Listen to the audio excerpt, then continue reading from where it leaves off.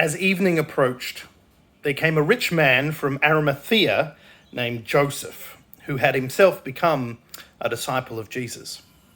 Going to Pilate, he asked Pilate for Jesus' body, and Pilate ordered that it be given to him.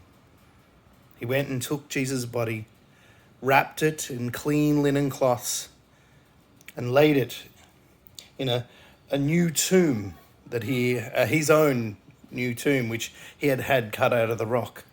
He then rolled a big stone across the entrance of the tomb and went away. Mary Magdalene and the other Mary were sitting there opposite the tomb. Now the next day, the one after preparation day, the chief priests and the Pharisees went to Pilate and said, "Sir, we remember that while he was still alive, that deceiver said, 'After 3 days I will rise again.' So make the tomb secure until the 3rd day. Otherwise his disciples may come and steal the body and then tell the people that he has been raised from the dead." This last deception would be worse than the first. "Take a guard," Pilate ordered, "and make the tomb as secure as you know how." So they made the tomb secure by sealing the stone, putting a seal on the stone and posting the guard. Now after the Sabbath, at dawn on the 1st day of the week, Mary Magdalene and the other Mary went to see the tomb. Then there was a violent earthquake, for an angel of the Lord had come down from heaven, and going to the tomb, he rolled back the stone and sat down on it. His appearance was like lightning, and his clothing was as white as snow.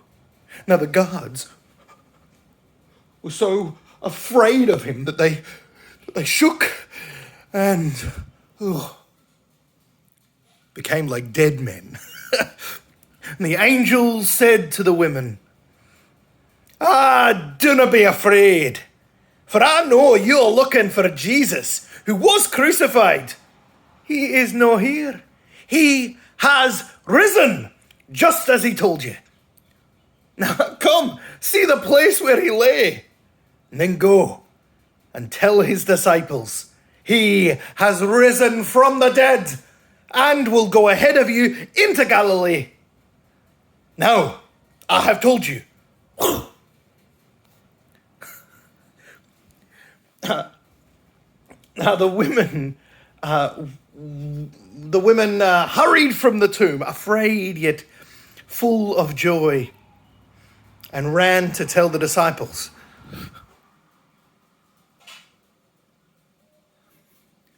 Suddenly, Jesus met them. "Greetings," he said. And they came to him and clasped his feet and worshipped him. And then he said to them, "Do not be afraid, but go and tell my brothers to go to Galilee. There they will see me." Now while the women were on their way, some of the guards, they ran into the city and reported to the chief priests everything that had happened. Now, after the chief priests had met with the elders and devised a plan, they gave the soldiers a large sum of money and told them, "You are to say, his disciples came during the night and stole him away while we were sleeping. Now, if this report gets to the governor, we will satisfy him and keep you out of trouble." The soldiers took the money and did as they were instructed.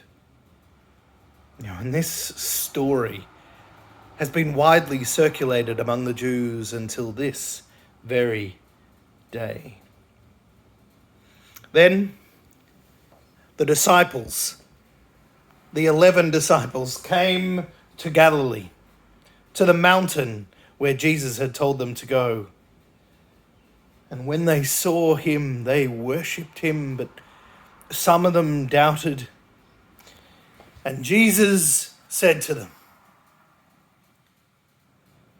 Jesus came to them and said, "All authority under heaven and on earth has been given to me. Therefore go and make disciples of all nations, baptizing them in the name of the Father and the Son and the Holy Spirit, and teaching them to do everything I have commanded you. And surely I am with you always, until the very end of the age."